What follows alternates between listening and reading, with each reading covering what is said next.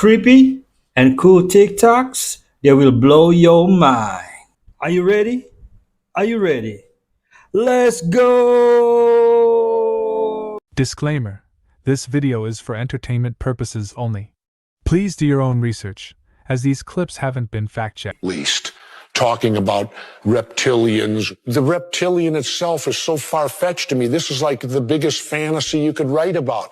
And yet you're here with a straight face telling me it's real. I'm telling you that it's real. These reptilian people in positions of power are literally coming from another dimension. Jesse doesn't buy it. But he's thrown for a loop when an alternative historian claims that U.S. presidents come from a reptilian bloodline. Barack Obama, George Bush, Bill Clinton, they all come from this one bloodline? That is absolutely true. That's coming from Burke's Peerage, which is the premier genealogical research firm in the world. Burke's Peerage is the definitive guide to royal family trees.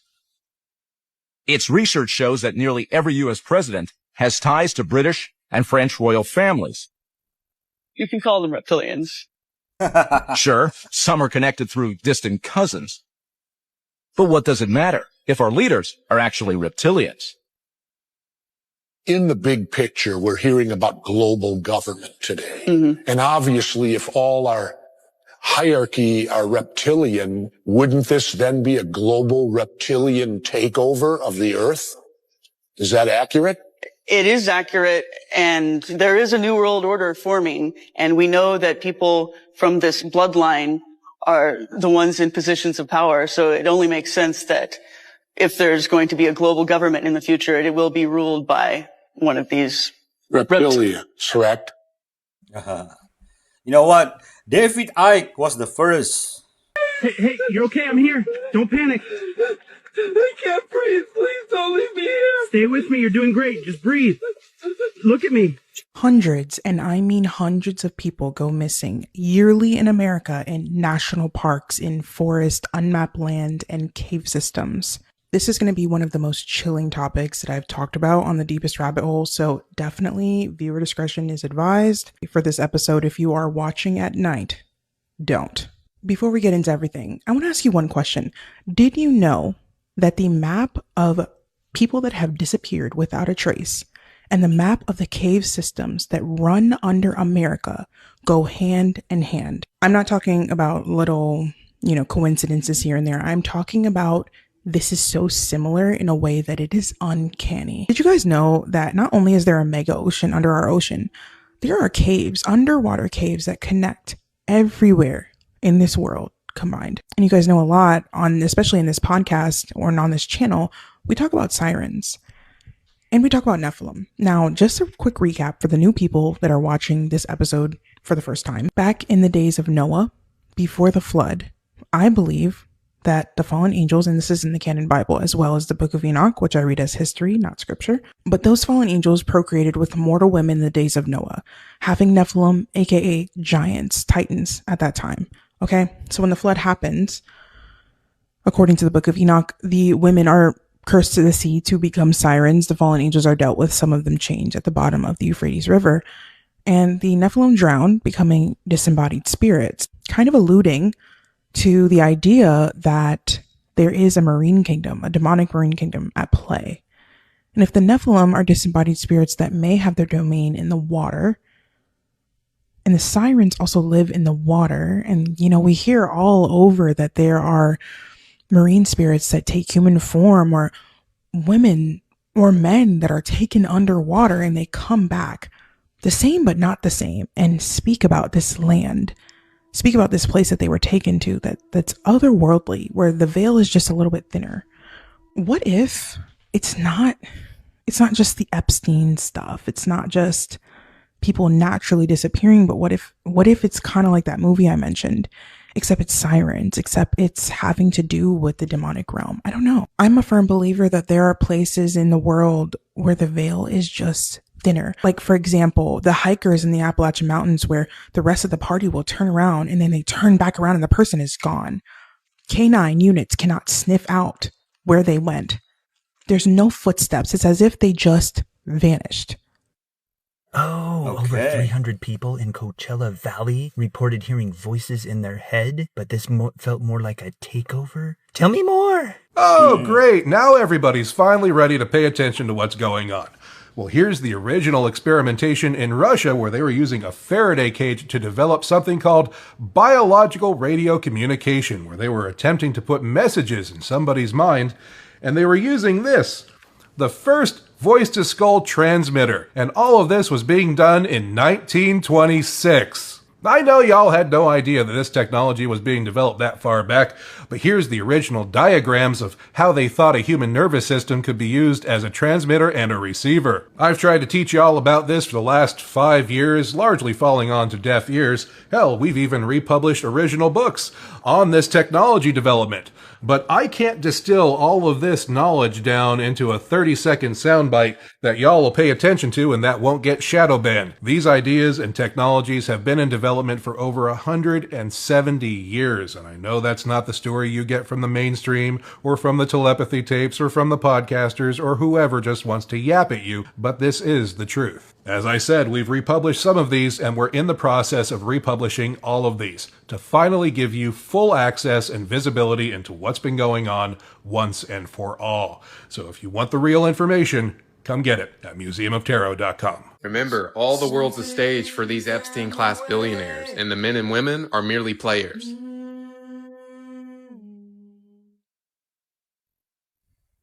Ce livre pour enfants, sorti le 2 juin, prédisait déjà la finale Argentine-Espagne.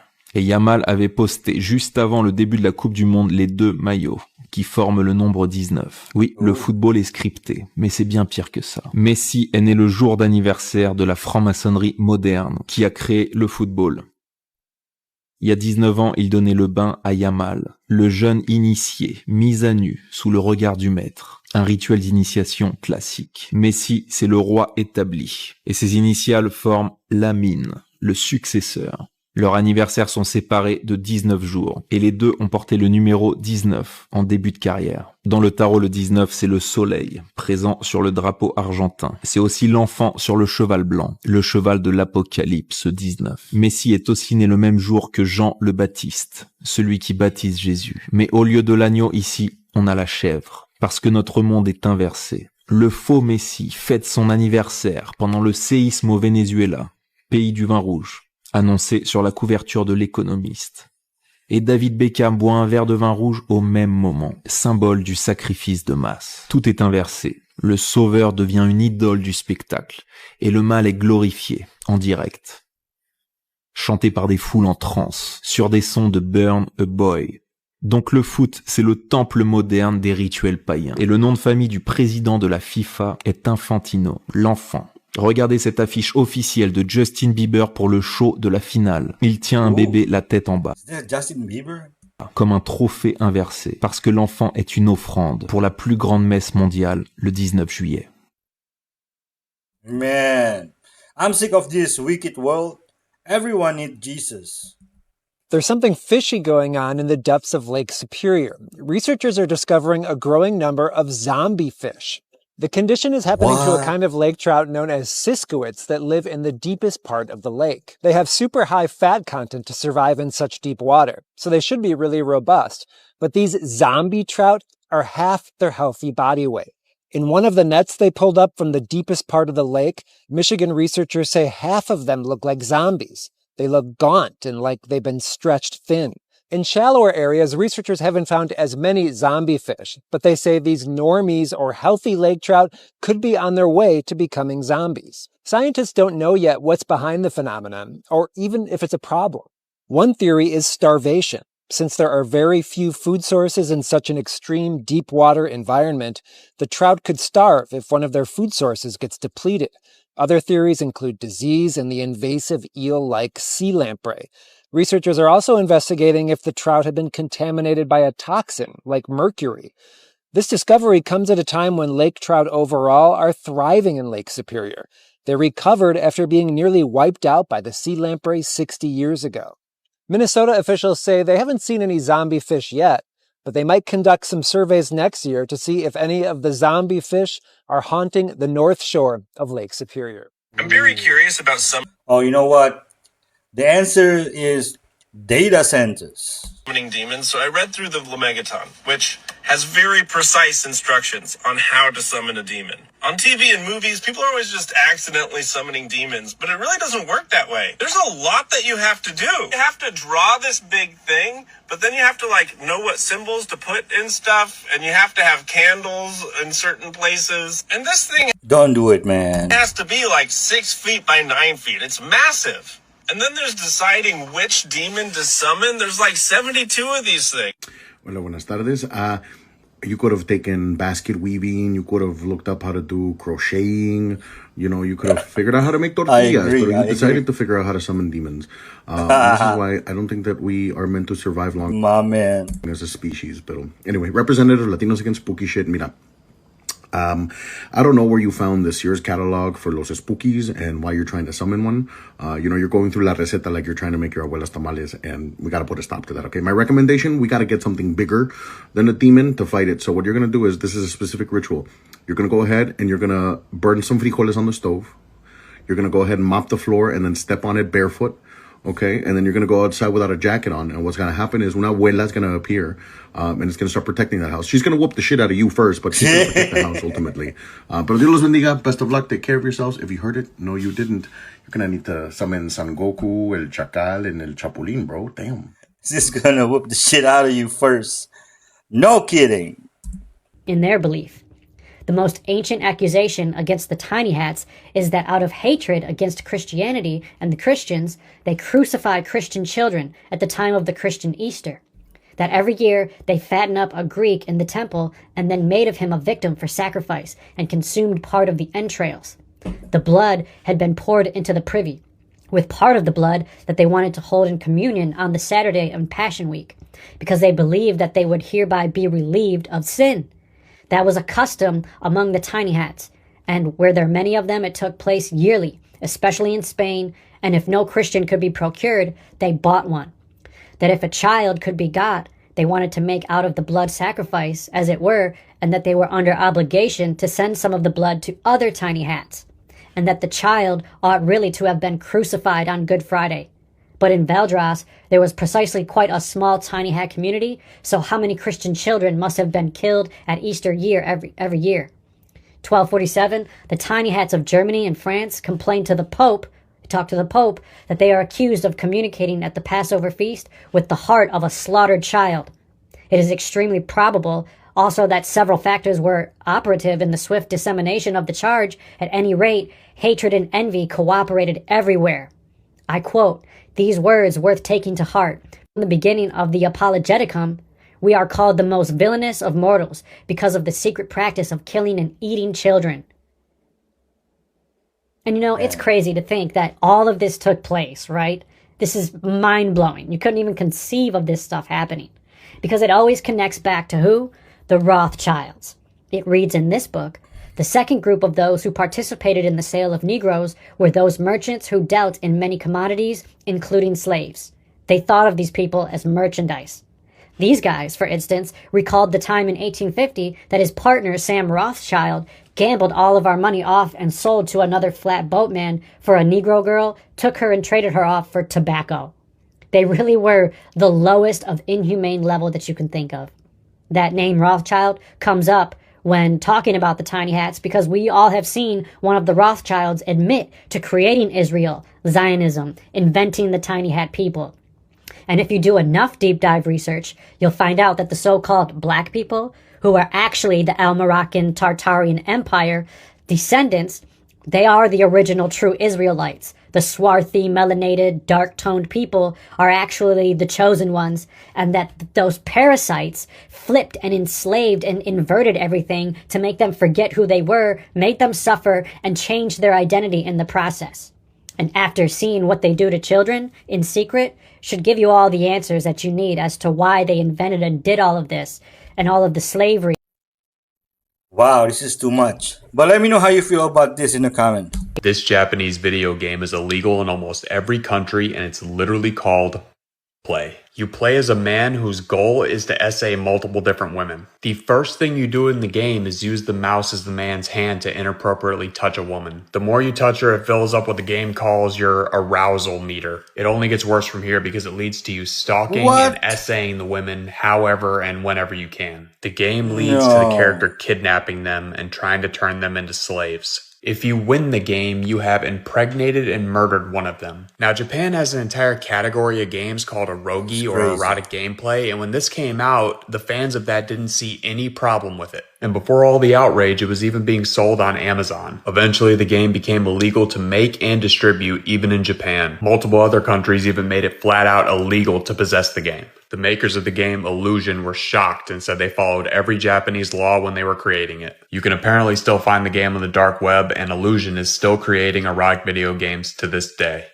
Okay, this is messed up, but how is this any different than Grand Theft Auto?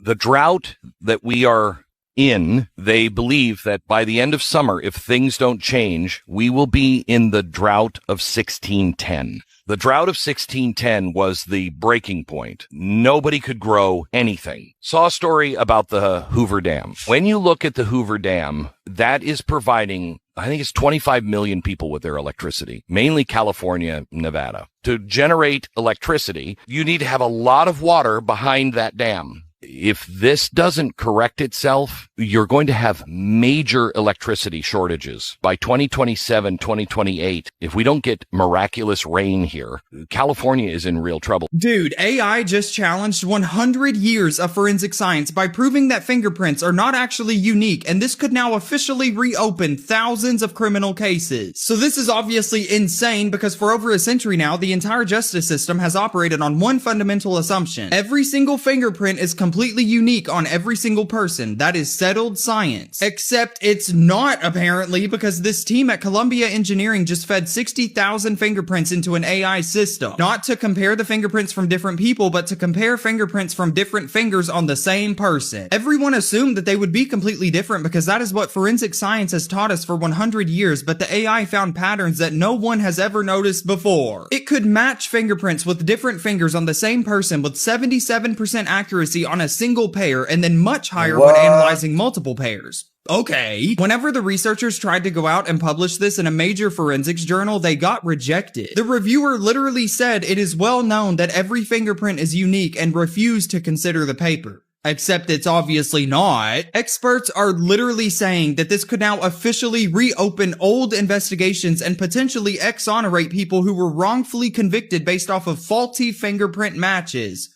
What? After this video, you will start to question your entire life.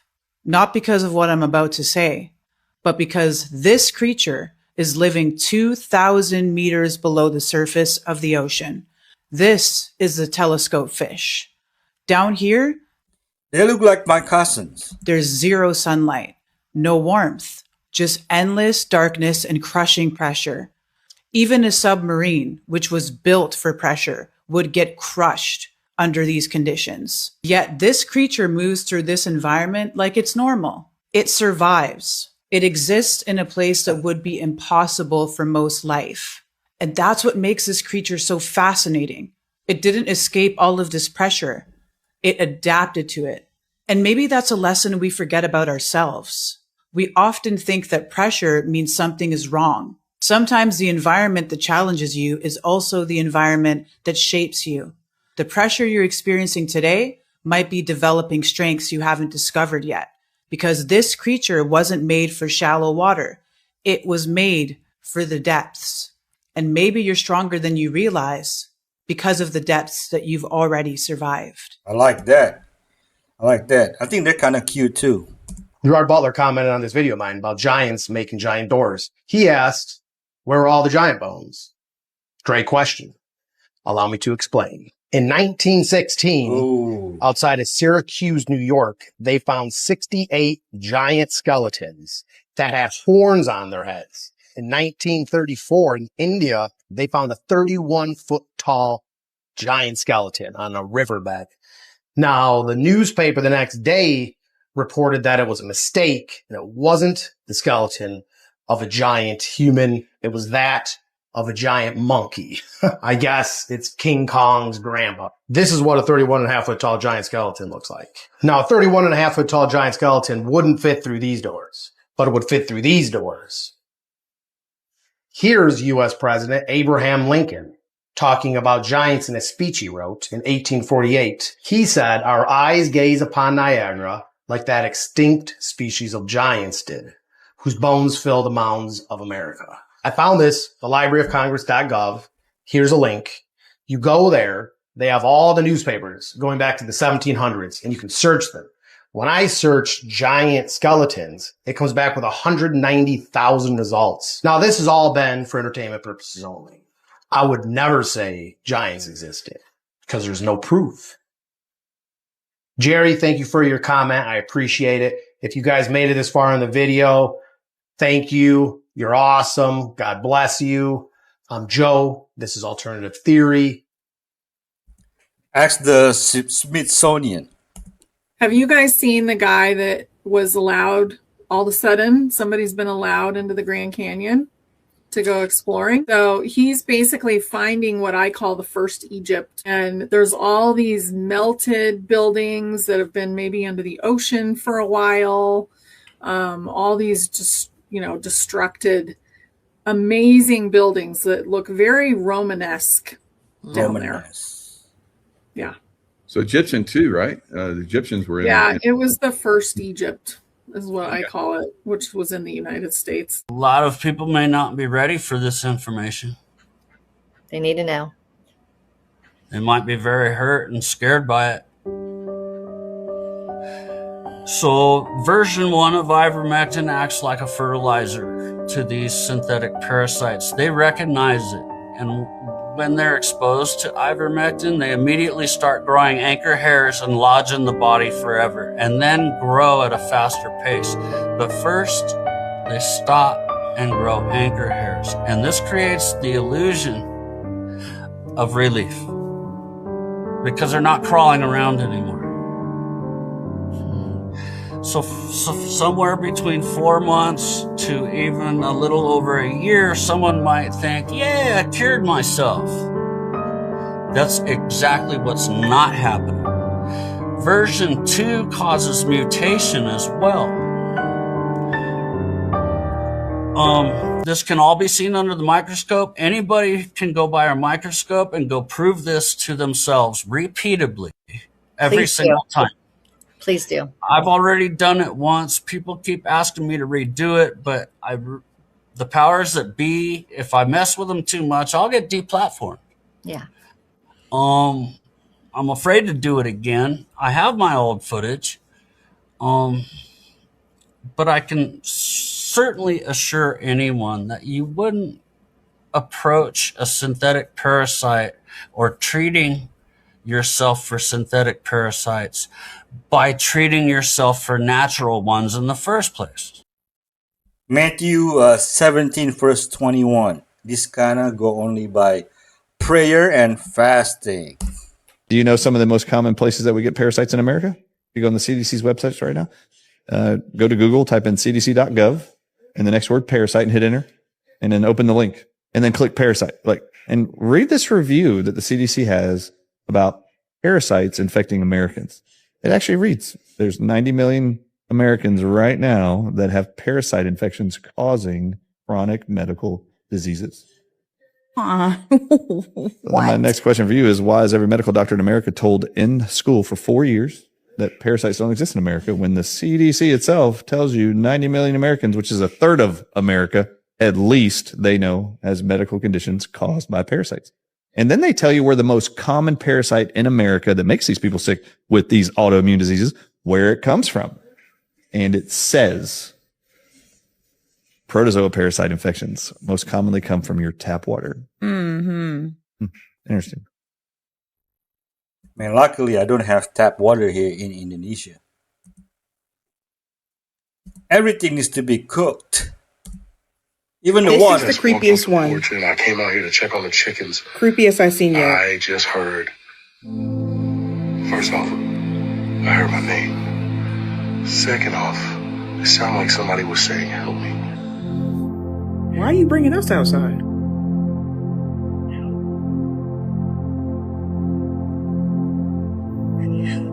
No. Do you hear this? Now, I will admit that is the first time I've seen something online about the Appalachian Mountains that I'm like, okay, this is giving me chills genuinely. But at the same time, it definitely could be a skit. Like a lot of the times these things look very much real and it's a whole skit, like someone's in the dark saying that. But it's something sinister about what I just heard. The help me.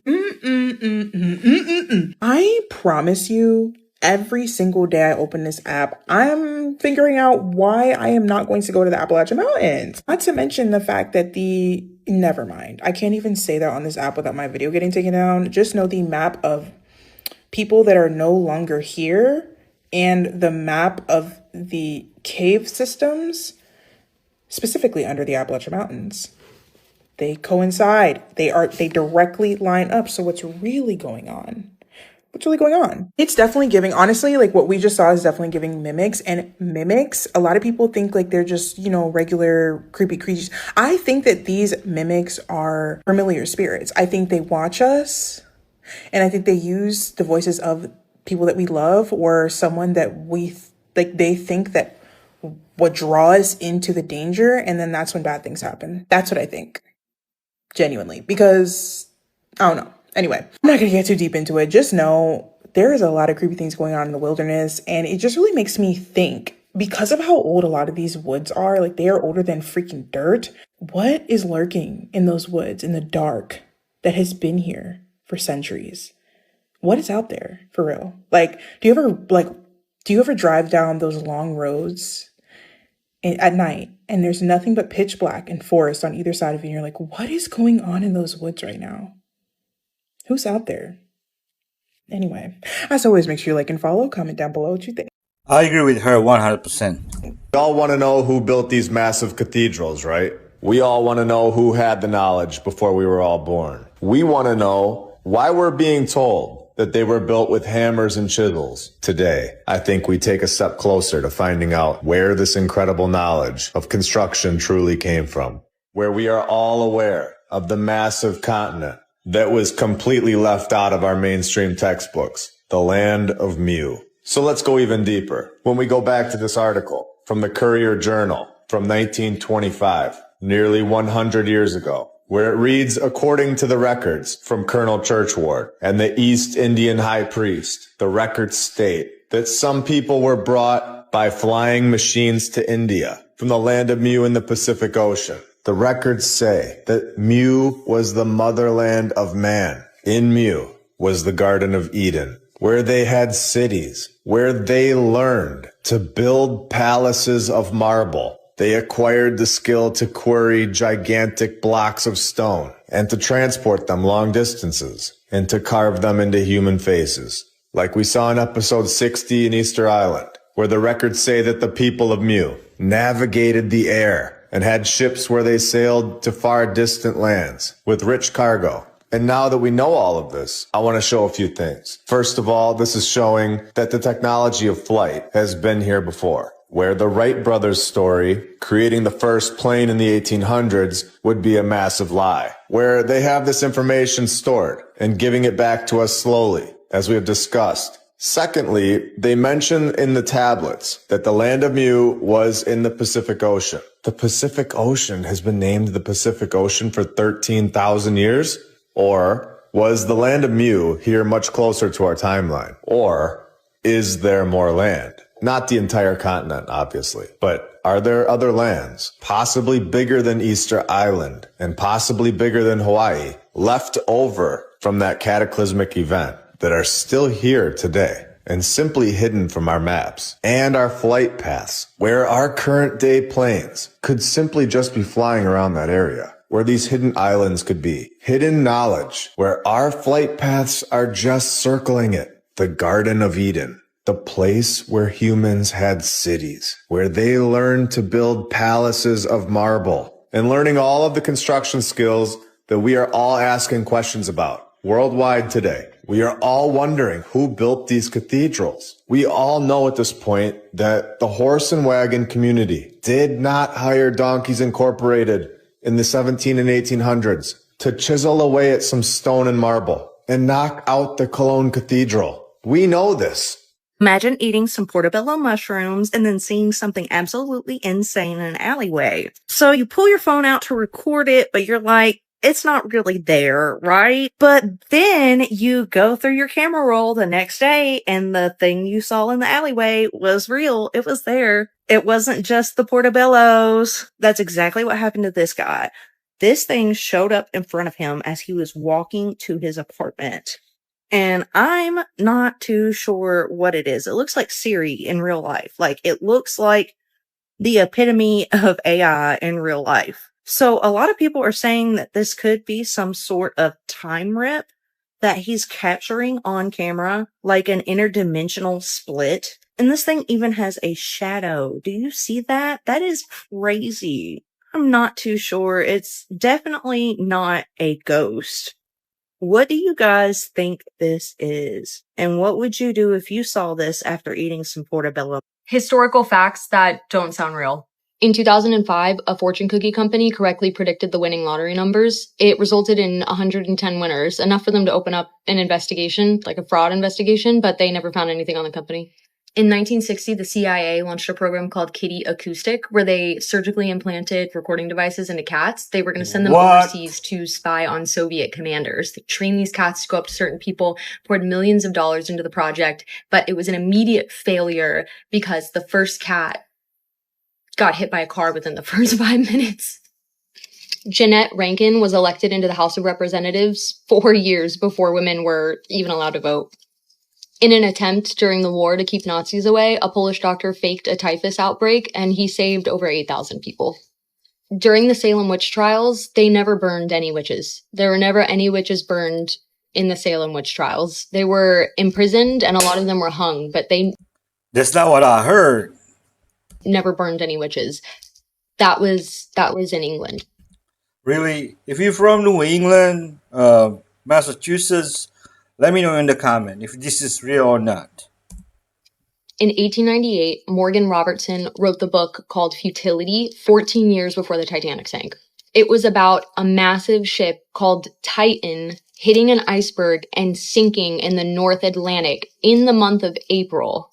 Thousands of people died on Titan, the fake ship, because there weren't enough lifeboats. This was years before they even planned on building the Titanic, and years before the company that planned the Titanic was even a corporation. John Adams and Thomas Jefferson, the second and third president of the United States, died within hours of each other on July 4th, 1826. Wow. John Adams' last words were, "Jefferson lives," and then he died. But Jefferson did not. 100 million years ago, the Sahara Desert was inhabited by crocodiles that galloped. In the 1940s, there was a cat named Oscar, or Gallop, or better known as Unsinkable Sam, who survived 3 sinkings of 3 different warships during World War II. In the Victorian era, people sometimes hired professional mourners, which were people that would dramatically cry at funerals if the we have that in Indonesia still. Deceased person didn't have enough loved ones to do it.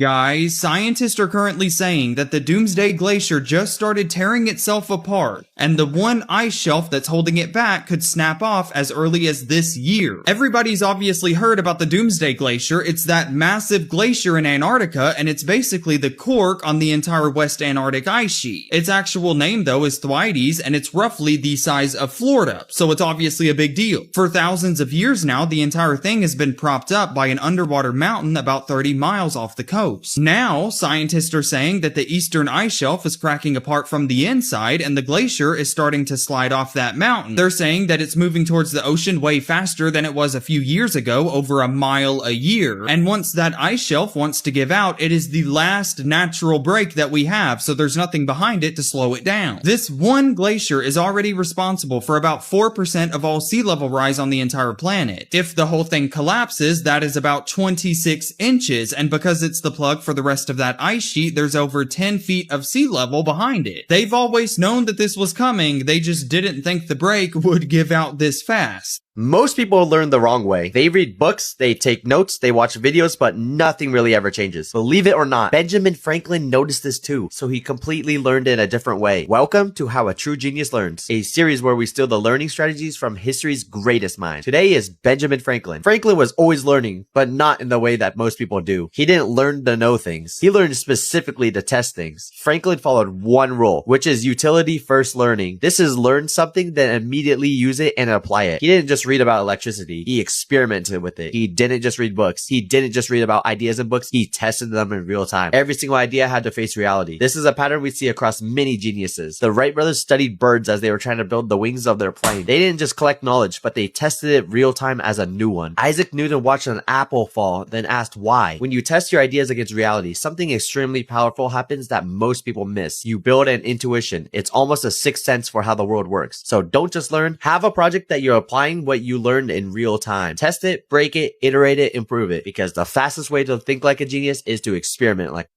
Here we go. Tequila, lemon juice, salt versus parasites. Let's see what goes down. First up, the shot of glass. Yep, that's tequila. Add a squeeze of lemon juice. Sprinkle some salt. Now mix it up. And here's where it gets wild. He pulls up with a dropper, adds parasites to the slide, and under the microscope, it goes. Now, count with me. 5, 4, 3, 2, 1. They start paralyzing, literally dying off almost instantly. Time to wake up. Time to detox. This is what's living inside of us. Tequila is actually far more effective than vodka for eradicating parasites. I have seen incredible healing breakthroughs with people cleansing parasites with the shot of tequila. It basically involves shooting 100% pure tequila made from agave on an empty stomach and letting that go through your system. It's gonna damage your liver. And usually combining it with other antiparasitic herbs and foods.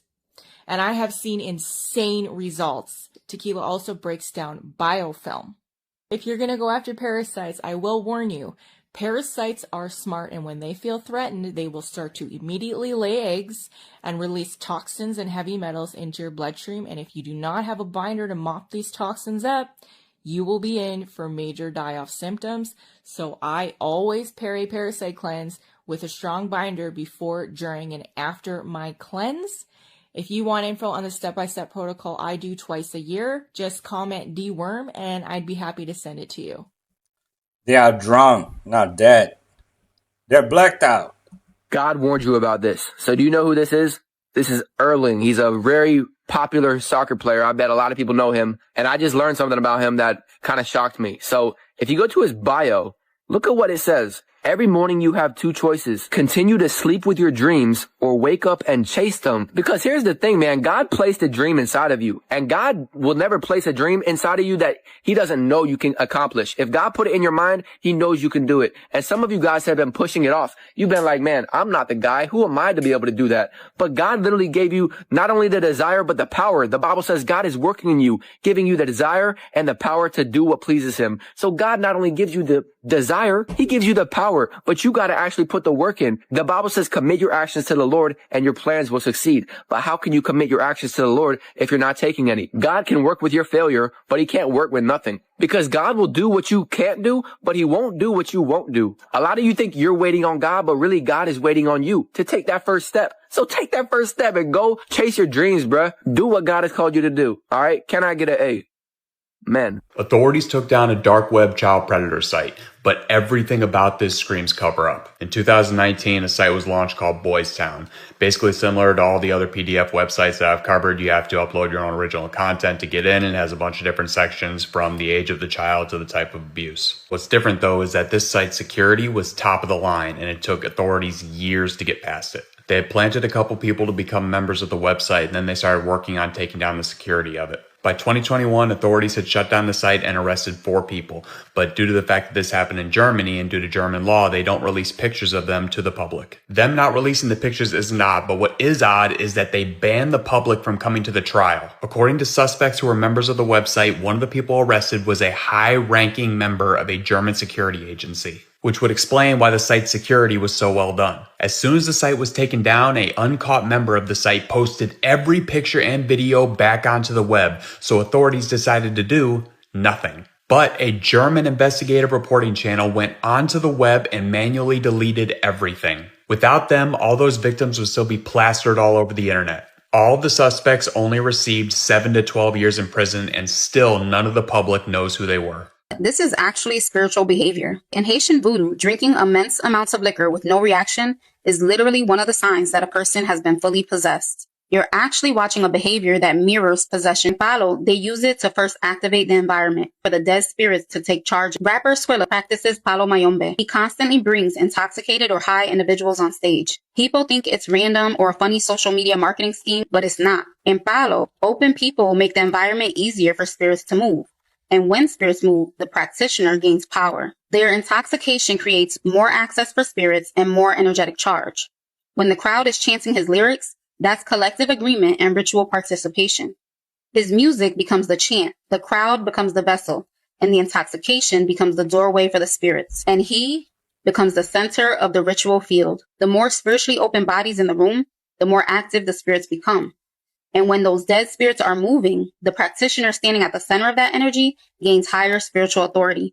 What if I told you that scientists are now saying that cancer isn't caused by broken genes, but rather by broken communication? And this is how they stop the cancer, not by using drugs, but by using bioelectricity. Professor Michael Levin of Tufts University says that every cell in your body is like a tiny individual battery. And when they come together, they create these electric fields that tells the group of cells what to do. But when the electrical communication breaks down, some cells forget who they are and actually break away from the group. They stop listening to the group and they start acting alone, which is cancer. This is like a band member ignoring the conductor and playing chaotic music against the band. To prove this, Professor Levin designed a fascinating experiment.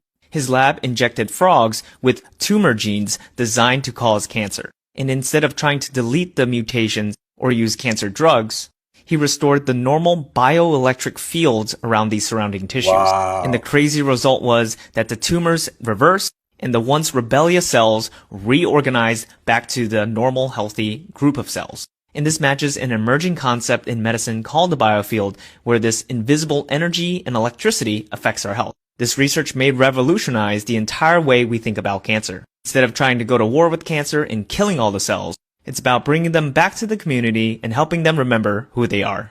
Holy sh! It worked! This group of plants was fed normal tap water, while this group was fed an exotic type of water. PA! Or plasma-activated water. Essentially, normal water that's been violently kissed by plasma inside what I call the Skyforge thermos. And the exposure to that plasma radically enhances the composition of the water. It worked! To the point that the water itself becomes fertilizer, increasing plant biomass by 75%. I put a lot of thought into designing this plasma thermos because plasma-enhanced water has the potential to reshape how we look at agriculture. So, how does contact with plasma turn water into fertilizer? When air is ionized, such as from plasma, nitrogen and oxygen get broken apart into multiple reactive compounds. Apart from the obvious ozone production, there's atomic oxygen and nitrogen, nitric oxide, hydroxyl radicals, nitrogen dioxide. All very reactive stuff that disappears quickly. However, if those compounds make contact with water, they lead to nitrates, nitrites, hydrogen peroxide, and lower pH. These are the same nitrogen and oxygen compounds present in plant fertilizer. Think about that. It's amazing. The plasma combines air and water to make nutrient-rich water. Essentially fertilizer for plants. I designed a skeleton frame which wraps around both the mixer and an acrylic water chamber, ultimately supporting a high-voltage source on the top composed of a flyback,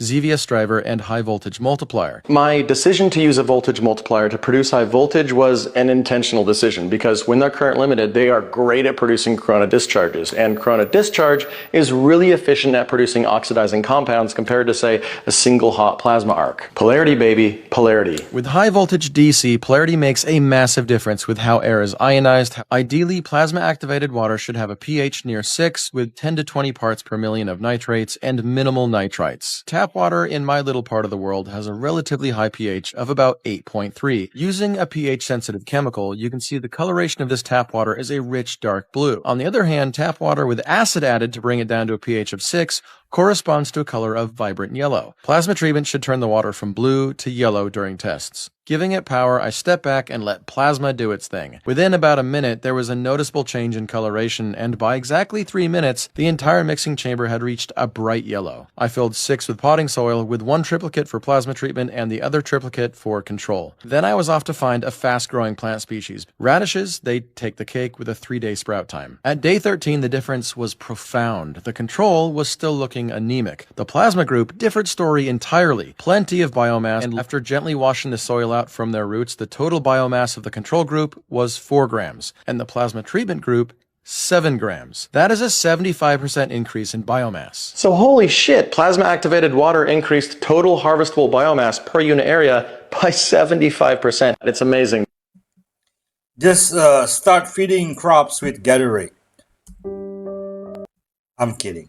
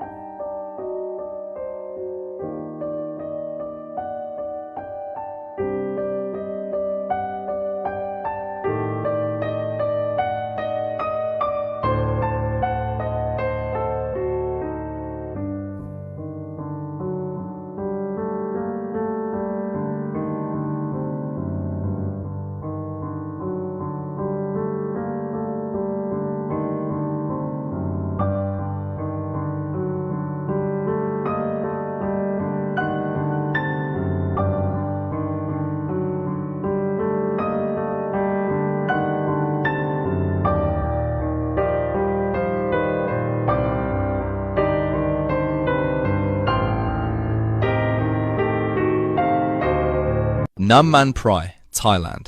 In Thailand, there is a love potion that people pay thousands of dollars for. One that makes anyone fall in love with you and only you for the rest of their lives. I like the view. You do? Yes. You're my best view. Me. I mean You're it. so sweet. Smooth. Namman Prai is the most desired black magic oil in Southeast Asian tradition. Whoever possesses it holds an irresistible power over others. Smear a drop on someone's skin or slip it into their food and they become completely devoted and enslaved to you. Unable to think of anyone else. Unable to leave. Unable to resist. This isn't described as affection. It's described as total psychological possession. Do you really want that happen to you? No.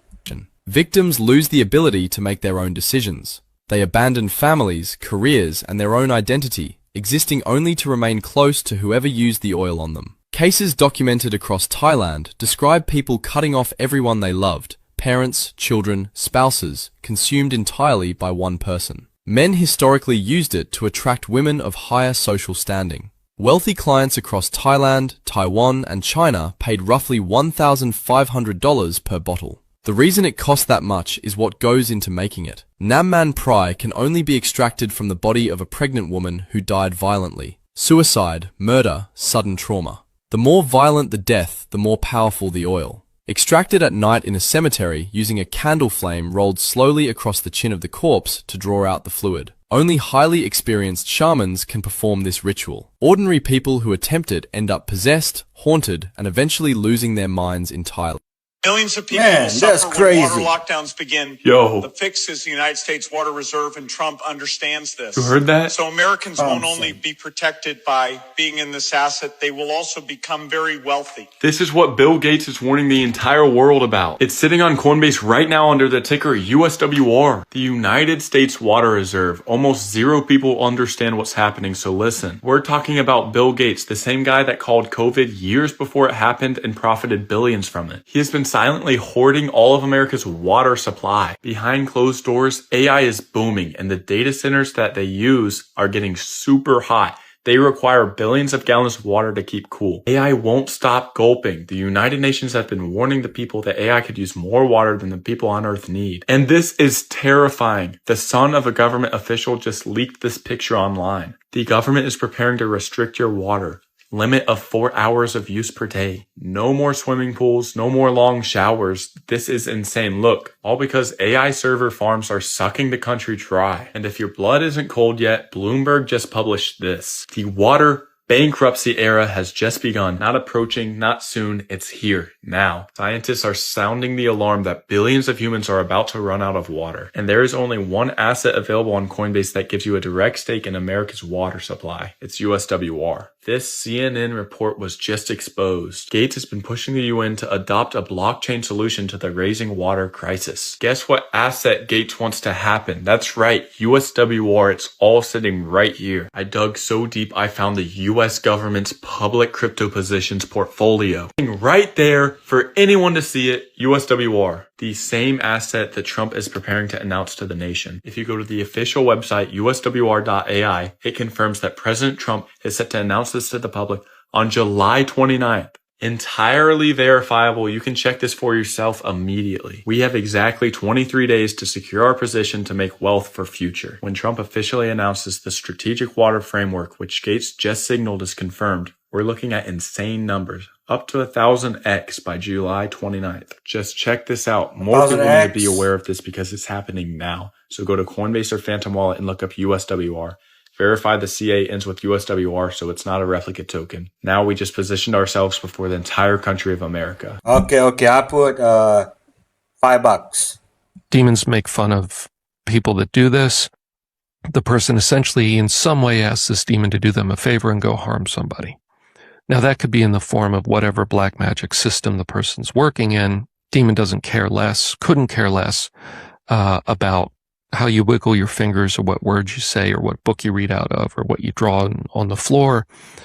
None of that has any power over demons or effect. All they care about there is that you're showing subservience to them by showing kind of subservience to some black magic system.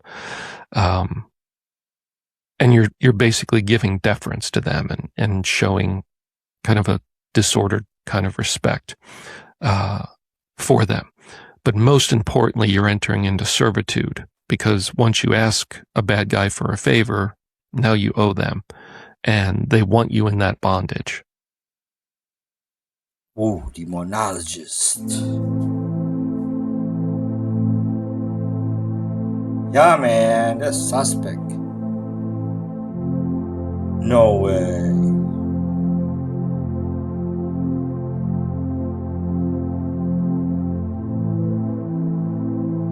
It's a remote control ball.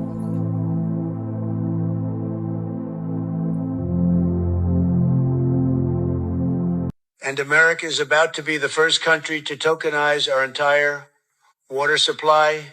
I will be signing the framework on July 29th, and Americans who get in early will be very rich. Here's exactly what he was talking about. It's listed on Coinbase under the ticker. Did he say that? I mean, for real though?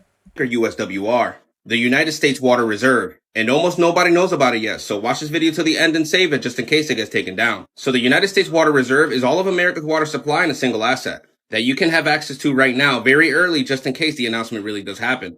It was just shown in this announcement that he could have already announced this during his NATO speech. And it is tradable right now on Coinbase. Here's why billionaires have been allegedly buying into water for years and could all be potentially buying the heck out of USWR. Literally hours ago, they just warned that AI could use more water than everyone needs to drink. But here's what they're not telling you. These leaders have allegedly agreed that water could become a tradable world asset, and the USWR could be leading the charge. And allegedly, the framework is set to be signed on July 29th. So I decided to look at what is allegedly their crypto portfolio, and we can see that they've already been accumulating USWR. This is where I went all in, deployed over $10,000 of my own capital. I visited the official website, uswr.ai, and displayed at the top it shows that this is allegedly going to be announced to the public on July 29th. So if the Strategic Water Reserve Framework does get signed, my 10K could look like this in just a few weeks. So before hitting this button, you want to verify that the CA ends in USWR. Personally, I got myself a fat bag and I'm holding just in case the announcement really does happen on the 29th. Again, when you search up USWR on Coinbase, you want to make sure you're clicking on the right one, as there are many fakes out there.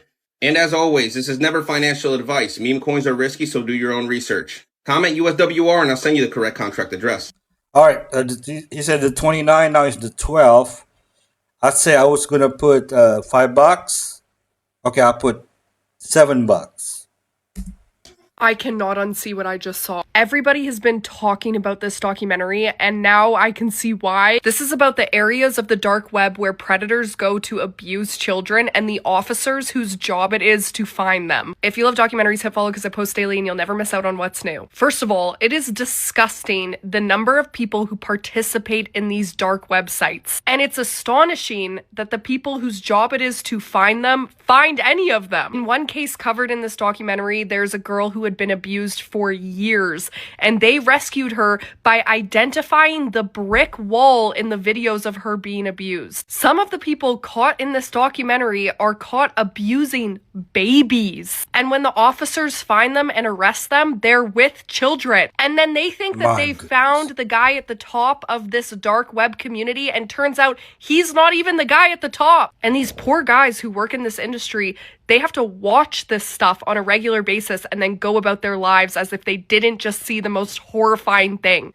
You guys have to see this. It's insane. Let me know what you think about this in the comments. What if vampires actually exist? And if they do, what would they look like today? One of the strangest vampire cases dates back to 1997, when a very unusual man was invited onto a TV talk show. He looked exactly like a real vampire, but the audience assumed it was nothing more than makeup and part of the act. Then he suddenly claimed that he was already 350 years old, and that's when things became even stranger. He also said that his kind isn't afraid of sunlight, unlike the vampires you've seen in movies. His name was Don Henry, and he claimed that his fangs were completely real. Of course, he also said that he drinks a red liquid, not human blood, only animal blood. But here's where it gets even stranger. During the show, he even took a lie detector test, and according to the show's results, it suggested that he was telling the truth. But that wasn't the end of it. After that interview, Don Henry disappeared from the public eye, and most people assumed the whole thing had simply been staged for television. But now, almost 30 years later, people have found Don Henry again on social media, and what many noticed made the story even more unsettling. He doesn't just look like he hasn't aged, he actually looks younger than he did almost 30 years ago. A real house of horrors? And why do I say that? Because a demolition contractor in Denver, Colorado, was asked to do some demolition on a home. And when he got to the basement, he was shocked and surprised at what he found. Take a look at this video for yourself. Listen. I don't know what the fuck we just walked into, but this is fucked up. House demo? Basement that we just found? What the fuck? This is incredibly scary. Dude, are you? Yeah, the chains? Chains on pipes. Look at that. Hinges on each door. Chains and padlocks attached to the pipes. Multiple makeshift rooms right there. Just take a look at them. Each one has a different hinge representing a different door. And from the looks of it, it looks like an alleged human trafficking house. The video does cut off exactly where I showed you. The individual, though, that recorded the video went into the comment section and let everyone know that he alerted the authorities and we're still waiting for a follow-up. And just one more footnote, they didn't find anybody inside any of those rooms or anywhere else in that home. And one thing that everyone needs to keep in the back of your mind, this is a real and scary threat to everyone. And it could just be living right next door to you. Let me know your thoughts on this in the comments. And as always, I'd love to hear from you. This student is scared for his life while exposing what he just uncovered about Bill Gates. I'm not suicidal and I'll never kill myself. This is my research on Bill Gates. He funds research on ticks on Plum Island. He is getting a vaccine for ticks before anything major happens. This is similar to when he created viruses in Windows to sell antivirus. He encourages people to be vegan and stop eating meat. He suggests bugs as an alternative. Suddenly, there are alpha-gal syndrome cases from the Lone Star tick. Alpha-gal syndrome is where people are allergic to red meat, but bugs are still fine. This is not a natural allergic reaction. I suspect it is man-made. Boxes of ticks are found in tall grass fields by farmers. Chickens eat hundreds of ticks per hour. However, there's an initiative petition, IP28 Peace Act, removing existing extensions for agriculture, hunting, and fishing. Tick populations rapidly spreading across the U.S. worse than any other year in history. Ticks are known to be aggressive and hostile, actively searching for human hosts rather than staying on grass blades like other ticks. Bill Gates pushes for 3D printed meat. Bill Gates releases genetically altered mosquitoes under the excuse to get rid of other mosquitoes. This might be a secret vaccination plan. Initial discovery. In the early 2000s, Dr. Thomas Platts Mills and other researchers at the University of Virginia began receiving reports of sudden unexplained allergic reactions to red meat such as beef and pork, occurring 3 to 6 hours after consumption. Bill Gates is a genius, but the question is he really trying to help society? Disturbing news, Downy fabric softener is linked to leukemia after a University of Washington study confirmed benzene leaches from your laundry. This isn't softener. It's industrial coating locked in your clothes. Each Downy cycle bonds quartz and phthalates to every fiber, releasing benzene the moment body heat warms them. That fresh scent isn't fresh. It's 600 plus undisclosed compounds hiding under the FDA's trade secret fragrance loophole. And that's nothing. Every wash adds another dose to fabric, feeding chronic asthma, immune collapse, and lung damage for life. Wool dryer balls scanned clean. Snuggle, Bounce, and Suavitel flagged quartz, synthetic musks, and chloroform. Comment Pura to expose any product. In 1871, the banks incorporated the United States and called the United States a corporation. And when they created the District of Columbia, what they did was they put that corporation in the District of Columbia, and they said that the members of Congress were actually managers of that corporation, and they said the President of the United States was actually the president of that corporation. So we're not living in the country that we think we're living in. And what I've actually done is I have said that we are under something called state capture.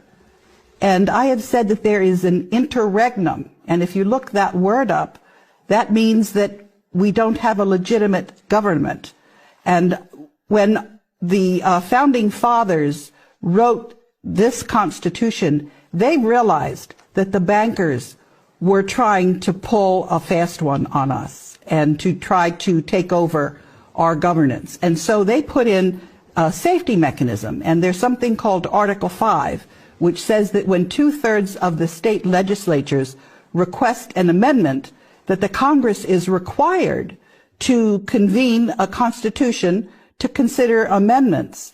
And the Congress was supposed to do that back in 1929. They've been in contempt of the American people. They haven't given us the opportunity to get our original Constitution back. They haven't even told us that we are not operating under our original Constitution. They've been lying to us.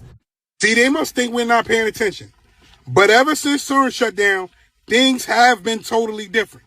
Case in point, who is this man right here? And after you tell me who he is, because I know everybody knows his name, I want you to tell me how his last name is spelled. So for those of you that don't know, this is a famous American pastor. His first name is Joel, and his last name is Osteen. At least that was his last name years ago. But right now, they're saying that his last name isn't the same last name that we all know it is. Now, if you know him, you know for sure that his last name had an L in it. Olsteen. But ever since that hydrogen collider machine shut off, this is what they're saying his last name is now. But you're going to have a lot of people say, that is his last name. His last name never had an L in it. Well, if that's the case, then what is this? And don't tell me this is a computer error. See, what it is anything that's digital can be altered. It can be changed. But one thing you can't control is computer error. Yeah, man. I think his name is Joel Osteen, because I used to hear this preacher a lot. Osteen, not Osteen. Why is the L here? My goodness. And the L isn't here.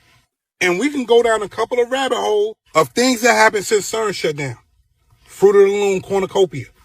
Chick-fil-A K, Bernstein Bears, and the list goes on. But the question I need to ask you is, why do you think they're doing this? Or do you think we jump timelines? I know what I think. Tell me what you think in the comments. I'm out. The experience on DMT is 10,000 times more real than this reality. From what I've studied, when you take DMT, it is opening a portal to a different level of conscious awareness. There's over 1,000 neuroscientists working on DMT research right now. Not one of them thinks that it's a hallucination. Not one. This is talking about an experience that cannot always be articulated because it has to be, get ready for an uncomfortable word, felt. Coming out of the journey with something so far beyond our comprehension. You go to this other dimension and you come back with nothing. And your friends are like, tell me. And you're like, I can't remember any of it. I want to be clear that this is not a recreational drug that people are doing to feel good. You're describing a very specific state. I have 2 brain diseases, mesial temporal sclerosis and temporal lobe epilepsy. 6 or 7 seizures a day. Since I did that DMT, absolutely seizure-free, no cognitive impairment. It actually saved my life. So it turns out Flock, the company that makes all these cameras that are spying on everybody, doesn't like to be spied on. Are you with Flock? What? Are you with Flock? No, there's a construction firm I work with, CSD. This man, James Boyce, is a former British Army veteran and a current Flock supply chain manager. Not only did he lie about working for Flock, which I'm guessing is probably normal at this company, but he also implied to Georgia law enforcement that I could have been armed, and we'll soon see if that puts my life in danger. You're gonna wait here until the manager talks. You're holding me until that guy talks, but you're not telling me if I'm going to be detained. Yeah, you are. Am I allowed to leave? Can I go in my car and leave? Are you safe right now, sir? I've had reports that you've been to basically every Flock safety site and facility that you know of. And correct. Yeah, so your surveillance is correct. We're doing our own surveillance. People don't really feel safe right now with people randomly trying to get into our sites and buildings. Oh, wait. You don't feel safe being surveilled. Is that what you're saying? Not at all, sir. Because that's what you guys do to us without our consent. Okay. And I think it's interesting when you guys have this happen, you call the police and make us get stopped. That's right. Rules for thee, but not for me. So Yeah, man. I don't want anybody paying a visit to their super secret HQ located in this building. Don't screenshot this address. Also, definitely don't hit that share button. Please tell me y'all saw this video coming out of Mexico. A woman said something kept getting to her chickens. No matter what, she put wire and everything up, something kept getting in there with her chickens and eating them. One day, she heard rustling in her chicken coop, so she went out with her phone and recorded it. Look at what this woman captures on camera. Talk about terrifying. What on earth is that? Now, she said this thing had to be at least 6 foot tall. And if you look closely, you can actually see its mouth is open before it turns and runs. And she turns and runs as well. This thing straight up looks like an animatronic. It looks like a Five Nights at Freddy's character. People are saying that this is a dog man, while others are saying that it's some sort of werewolf. Whatever it is, I'd let it have the chickens, and I wouldn't get any more so it'd go away. But that's just my personal opinion. What do y'all think about this? And what do you think this is? Let me know. What people don't understand about addiction, which is actually the reason why I decline most invitations to speak about the topic, is that people think that addiction has to do with drugs and alcohol. And it has really very, very little to do with drugs and alcohol. First of all, there are other addictions. People become addicted to behaviors or to people, relationships. It doesn't have to be a chemical. But secondly, and much more importantly, what people don't get is that the drug that the person is using to numb themselves is not the problem. It's the solution. I'll say it again. The drug is not the problem. The drug is the solution. Yeah, it's a solution that destroys your life, but it's a solution nonetheless, meaning to say, the real issue of addiction is the underlying issue that the addict is attempting to address through the self-numbing behavior of the drug of choice. I love this video clip so much because Lord knows 17 years ago when I first got sober, nobody was speaking about addiction like this. Here's why this matters so much. Number one, as a clinician treating humans that are filled with weird, strange behaviors and unhealthy coping mechanisms, I can safely say and agree that addiction not only has nothing to do with substance abuse, but takes many, many shapes and forms. Now, are these behaviors healthy? Of course not. And this man absolutely says that. These things become totally destructive. They become a problem, but they are the solution to the actual problem, which is the person is feeling such intense pain with their own lived experience in their own skin. They literally don't feel lovable, worthy, or safe. And until we tend to that part, whether we are medical practitioners or friends and family members of a person suffering, we will keep missing the mark. Currently standing in the Rio Grande River right now. This is what it looks like right here, all dirt. All dirt.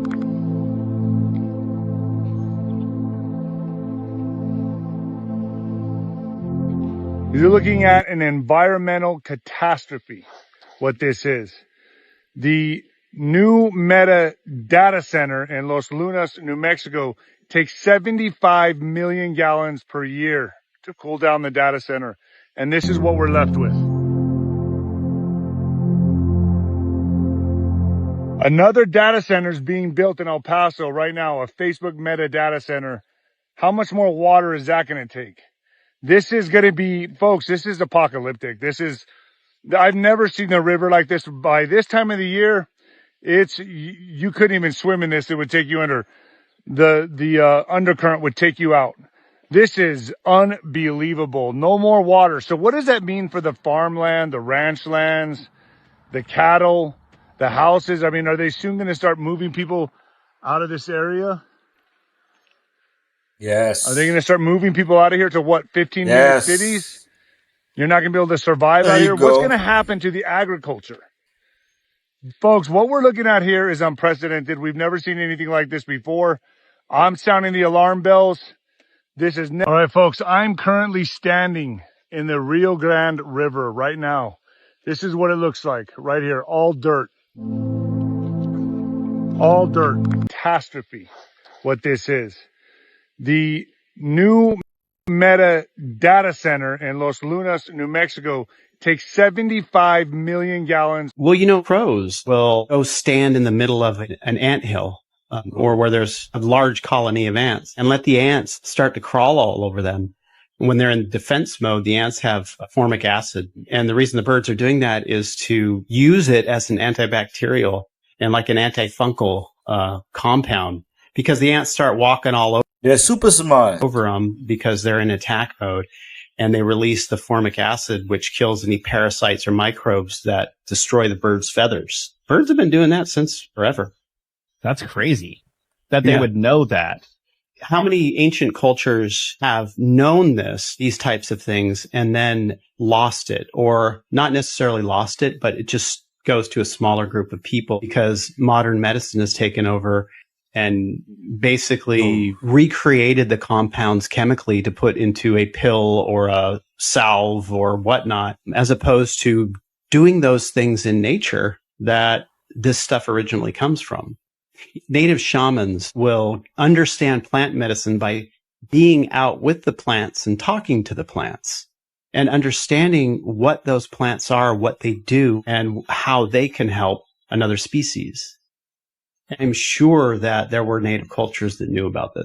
Man, they're awesome. Listen to this. These massive sinkholes are a warning sign that we've entered the era of global water bankruptcy, and there are fears that the system might collapse entirely. This not so cheerful news comes from a new assessment from the UN. It says that we're taking out way more fresh water from rivers and lakes than nature is able to put back in. The result, a shopping list of disasters across the planet. Half of the world's largest cities are now experiencing high levels of water stress. Rivers are drying up even before they reach the sea. Lakes are shrinking. We're even seeing some cities literally sinking because so much water is being taken out of the aquifers underneath them. Now, there's a crisis building that's going to hit harder than anything this decade, and it's water. We're heading towards something called day zero, and that's a point where the water supply drops so low that governments have to shut off access to regular tap water. Now think about this. Earth's surface is 71% covered in water. Only about 1% of that water is actually usable. The real challenge is not scarcity. We have plenty of water. It's distribution. The global water crisis is an imbalance of resources, one that can be solved with energy eventually. People say, well, we can recycle, we can purify. All of that costs energy.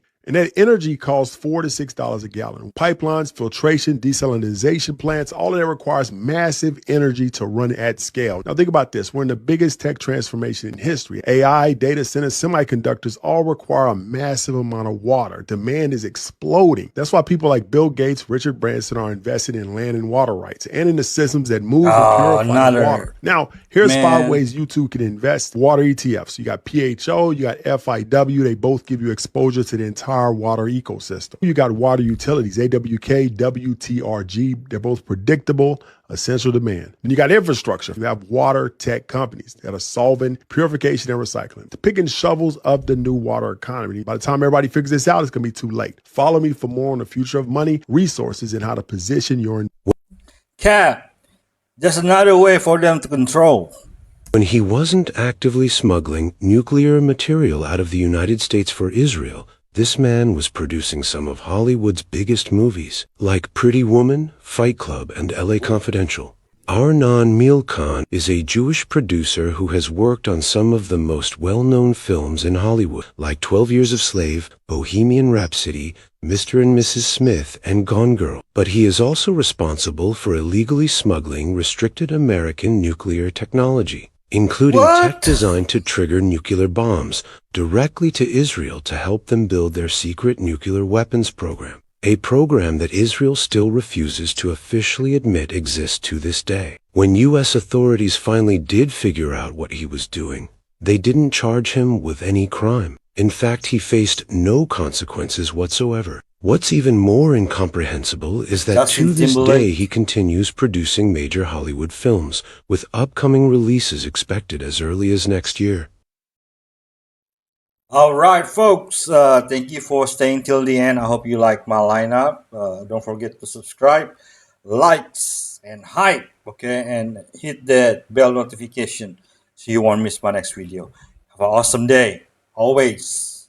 God bless.